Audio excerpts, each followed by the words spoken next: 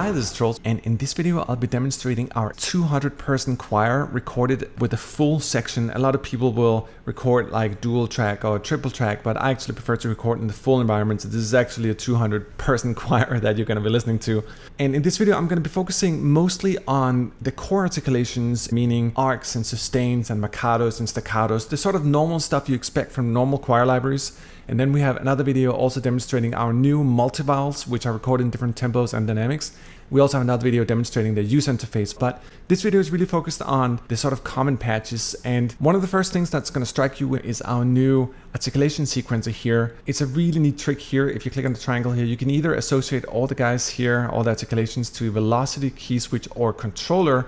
I personally prefer to have them on the key switch, but for the purpose of this demo, I'm actually going to click down here and I'm going to be using our word or our phrase builder. And in this first patch here, we got our arcs, which are dynamic arcs. So you have these beautiful, elaborate, evolving arcs that's hard to mimic with sustains and crossfading and all that stuff. So I actually prefer to really record them. And obviously here we recorded different words and in different dynamics. But let me show you how the articulation sequencer work here. Let's try to type in some words here. So let's do like this here and let's see, oo and o. And as you can see, these are piano to mezzo forte piano arcs. So this is going to be in the softer realm. And the first thing that I noticed when we got this together was that it's the first time I really got that Lord of the Rings type of choir, not just like for the epic fast up, but for a lush, big ambient sort of sound. And one of the reasons is that we recorded a pyramid-like structure. So you have more basses, you have more tenors, and then you have lesser altos and fewer sopranos. And that really gives a much more balanced sound in the choir. So once you play those bass notes, it gets pretty fat. But check this out. This is a 200-person choir played with 4 keys, the equivalent of 800 singers. And it's still soft, and there's just a depth and a width to the sound that you'd otherwise not get in normal libraries.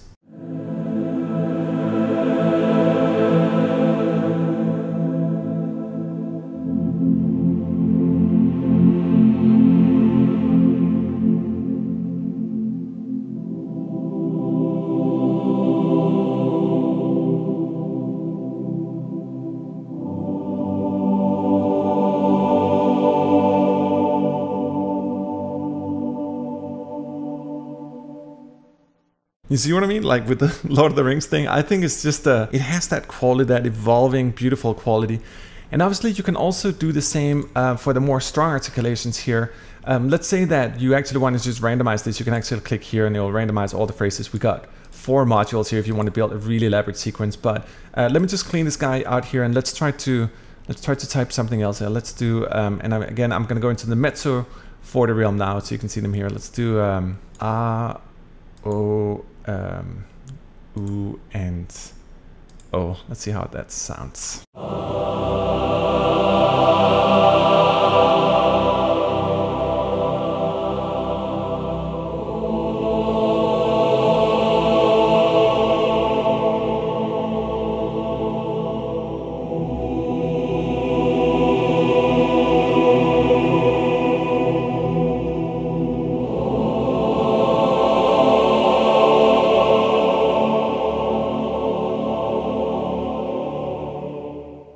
I don't know if you noticed that bass note, but there's just a really, really beautiful tone in the darker, deeper parts of the choir. And it's really because it's so hard to sing loud and deep at the same time. So you need more bodies, and that's how we achieve that fat sound.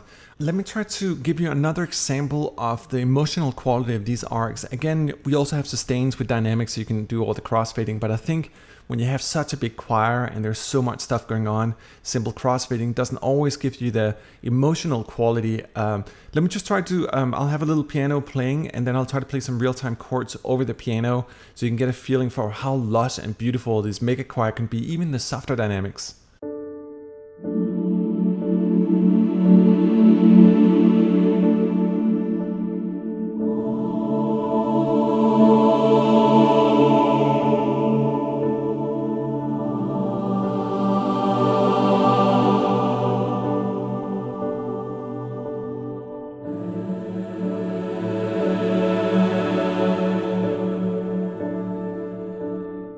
And if you wonder about the piano, that is our 8Dio 1928 Steinway piano, actually my personal piano. I went through like hundreds of pianos to find it.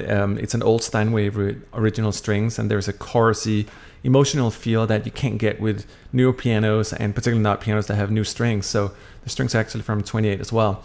It's like fine wine. Let me try to demonstrate the Marcatos here in the next patch. First, I'll just try to play some Bach with some pre-made sort of set of articulations down here, and then I'll try to randomize it afterwards. You can get a feeling for how the randomizer works down here.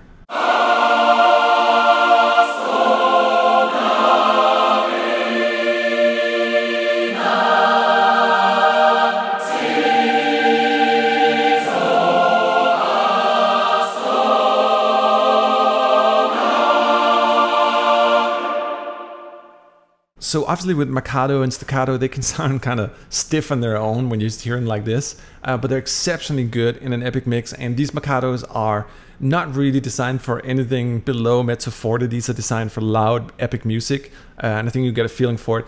Let me just try to randomize down here, and every time I click on this one, it's going to randomize all the different vowels here, or all different Marcatos. And we'll just try to, let's click here and just see what happens.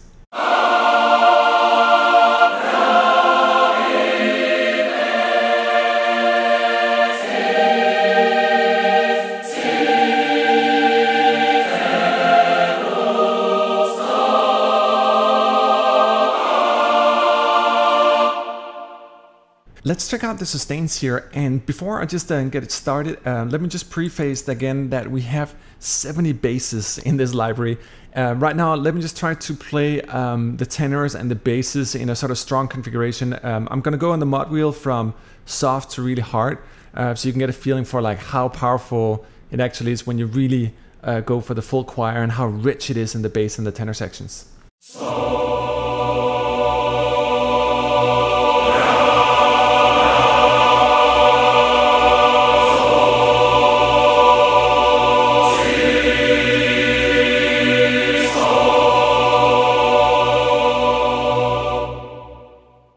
And it's fantastic because it really allows you to get that male choir. Normally in an epic mix, you'll see the altos and particularly the sopranos dominate the higher notes, just like a violin and many other lead instruments sort of dominate the mix.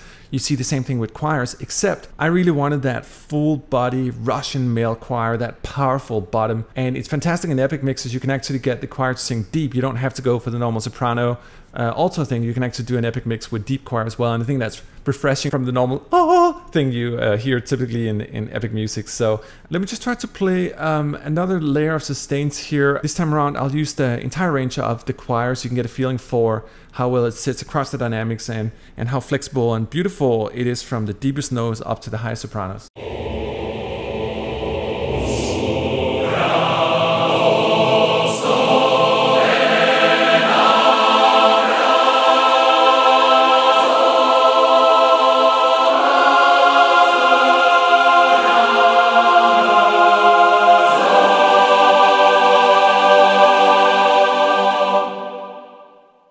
I don't know if you noticed, just in the end, I was using the mod wheel just to get the dynamics down a bit. It's very, very easy to sculpt from those super loud sustains down to something more soft and pianissimo. There's a really beautiful way in terms of overlaying the crossfades. There's many different techniques, and I think we found a way here that really allows you to sculpt the choir even with something as static as sustains. Let me try to take another angle on the whole point of dynamics. Obviously, the choir here is predominantly designed for epic and big music, but it has some really beautiful qualities in the lower dynamic ranges as well. Let me try to emphasize this point just by playing a simple articulation here. Let's just do the ums and check it out.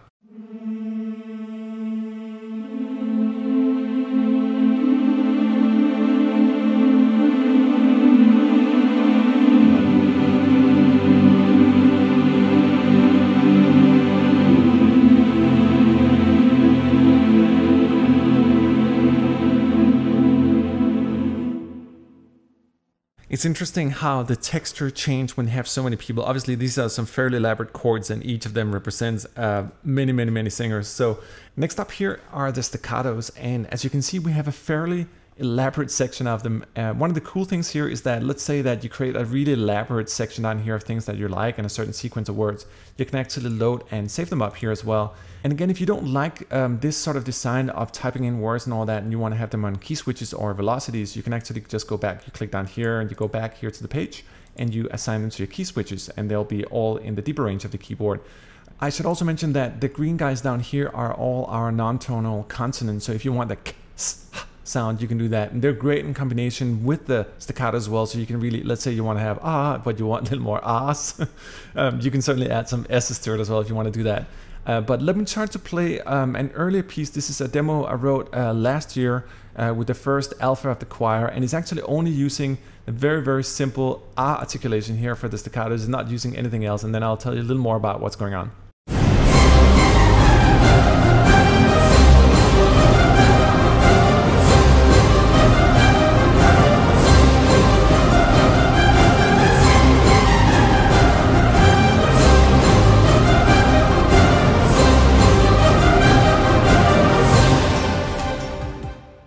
So in essence, everything I used right there was just the ah staccato choir. Let me just try to play it right here so you can hear what it sounds like in a standalone. It's gonna sound a little more boring and staccato right now, but check it out.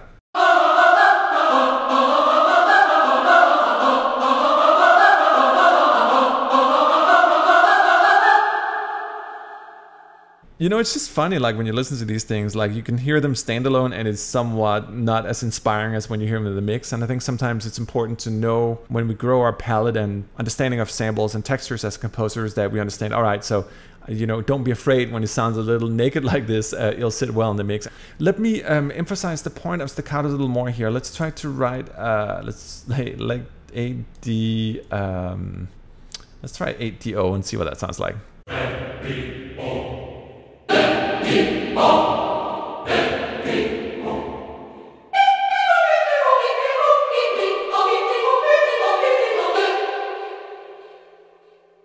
And again, even with 3 different vowels or staccatos, it sounds kind of static as well. So if you want to get around that, let's just click the randomizer and see what happens.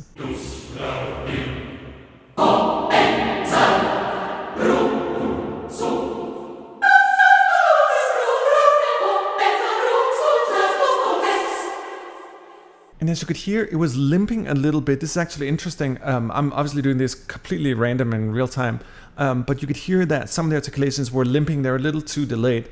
And it's important when you use these guys that you sort of get to know the different words, the length of it. When you say sto, it's a hell of a lot longer than saying ah. So that's why if you're playing in a sequence like that, it will somewhat limp. So it's really important that you learn to compose with the different ones here. So if we hit the randomizer again here, let's try to listen, and this time it's going to sound different, but obviously for things that are really fast, you want to use the shorter type like a o e, and for things that are more like articulated where you need an accent, you can use like ra or na or sis. But let's try to use a mixture of all the different staccatos here and see what that sounds like.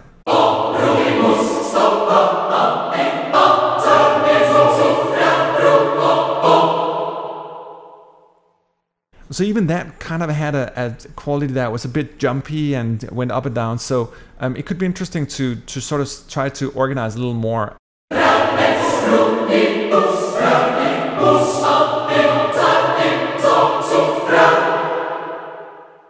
So definitely a little better and a little more tied in. But again, you really got to learn to use these guys here. And also remember to use them down here with all the non-tonal consonants. That's important. You can really sculpt it way further. Let me just give an example of that.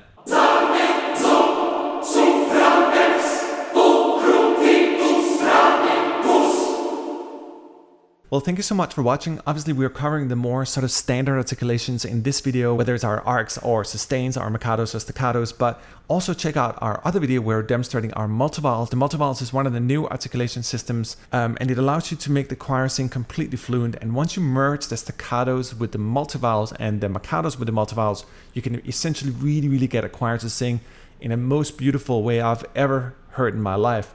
And the reason is that one of the lessons we learned both with Requiem and some of the custom choirs I've done is that nobody understands what a choir is singing.